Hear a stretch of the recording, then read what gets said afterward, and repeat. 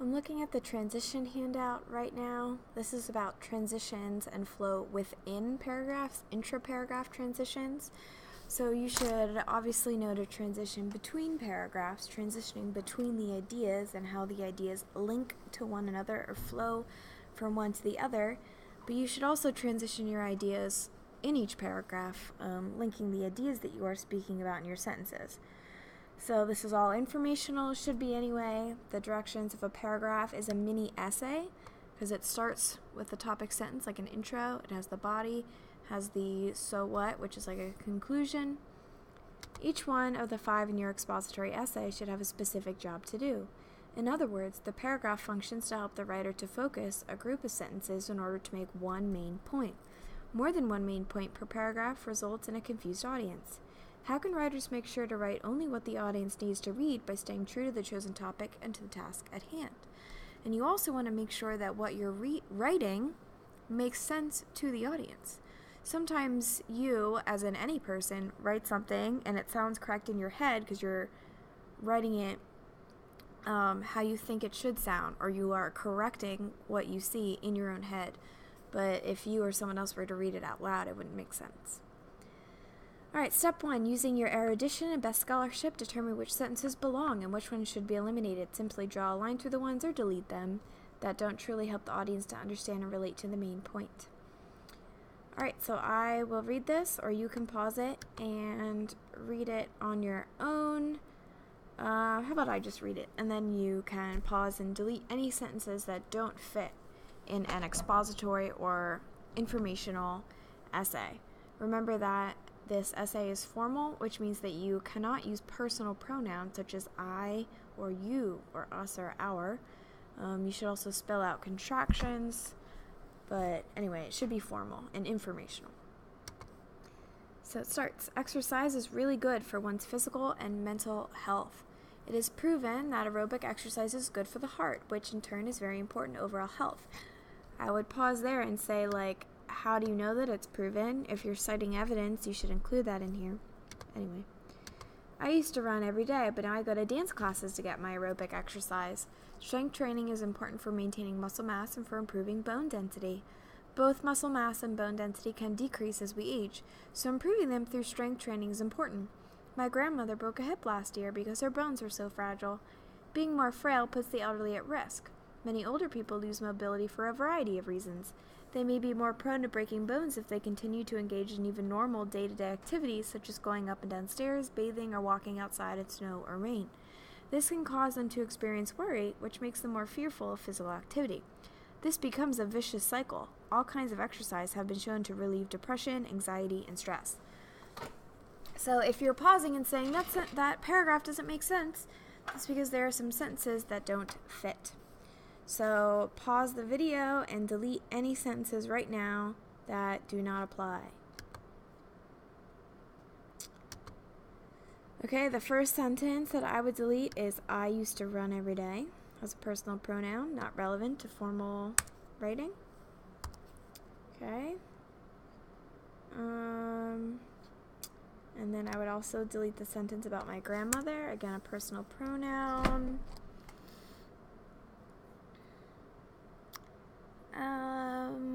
What else?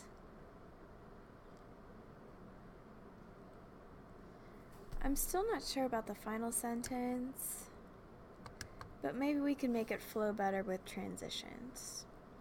Alright, well let's say this is our paragraph. So our next step, how can writers effectively tie together sentences within each paragraph using intra-paragraph transitions? So using Writers Inc. section 115, I scan this so you have access to it on your computer. Use transition words and phrases to better link the sentences within this revised paragraph for improved flow on behalf of your audience. You can just type it in bold or another color to differentiate right where your audience will benefit most from them. So the transition words are linked. Here they are. So it says words that show location, show time, comparisons, contrast, emphasizing, concluding or summarizing, adding information. Again, you don't want to just choose a random one and throw it in. It has to make sense with what the context is actually doing or what the sentence is actually doing.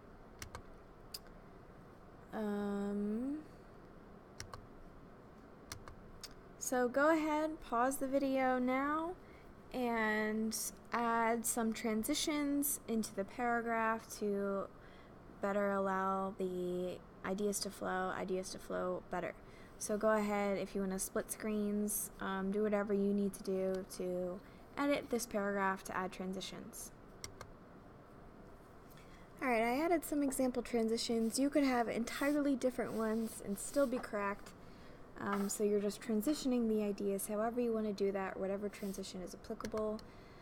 So some things that I added, I bolded. Exercise is really good for one's physical and mental health. That would be the topic sentence of this paragraph. That doesn't really have a transition in it, so it depends on what you're transitioning from. Maybe in the paragraph before you talked specifically, I don't know, maybe before that was your introduction about exercise, and then maybe the paragraph after this you would talk about ways of exercising. So after this you might say, well, let's get there in a minute.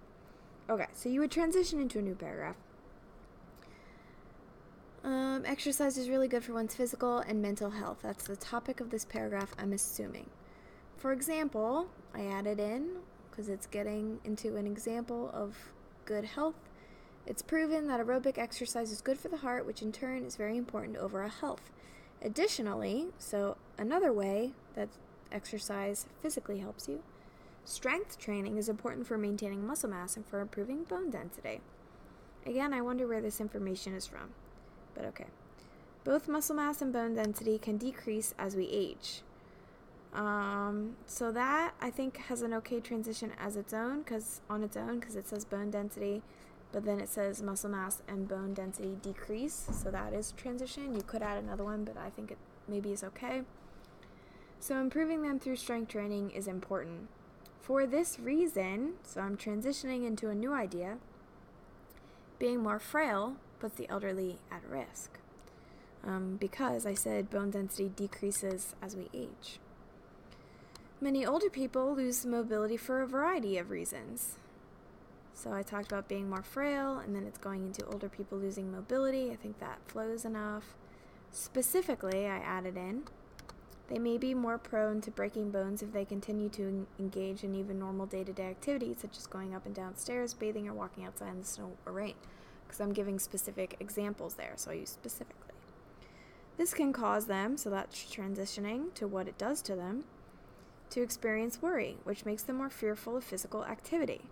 So if you're afraid of doing activity because you might hurt yourself, you don't want to do it. So this becomes a vicious cycle. I think that flows fine. Regardless of age, I added in, so again, I'm transitioning ideas, not just sentences or paragraphs. All kinds of exercise have been shown to relieve depression, anxiety, and stress. I still think this final sentence is a little bit out of the blue. We don't really talk about that at all. You mentioned mental health, and then you mentioned worry and fearfulness. So this paragraph would still need some work, I think, but it's better with the intra-paragraph transitions that we added. So if your next paragraph was going into the kinds of exercise a person should do, you would transition into your new paragraph instead of just saying next, which is boring and doesn't really transition the ideas, which is the point of transitioning. You could say something like,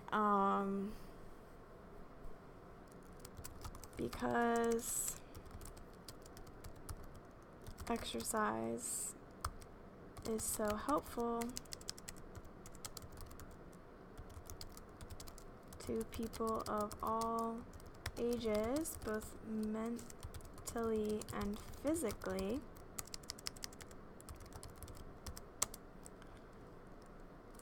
it is important to spread awareness of the types of exercises available to differing levels of athleticism or something along those lines. Alright, so I transitioned from the previous paragraph that we just went over Exercise being helpful to people of all ages, both mentally and physically. That's what that paragraph is about. So because that's true, we discussed that, I'm going to go on. It is important to spread awareness of the types of exercises available. So that's the topic of this next paragraph, to differing levels of athleticism. So now I know that this paragraph is going to be about types of exercises available to all levels of athleticism. So that is a good topic sentence, and it transitions between the previous paragraph to the future paragraph. Alright, so this is what I expect from you in this paper. We are informing, but you're not just throwing facts at your audience, you are leading your reader along, taking them through the process of explaining the information, how it relates, what it means, why it's important. So transitions in the paragraph, intra-paragraph transitions, and inter-paragraph, outside of the paragraph transitions, help your reader follow your train of thought, follow what you're trying to say, and better help them understand the point of your writing.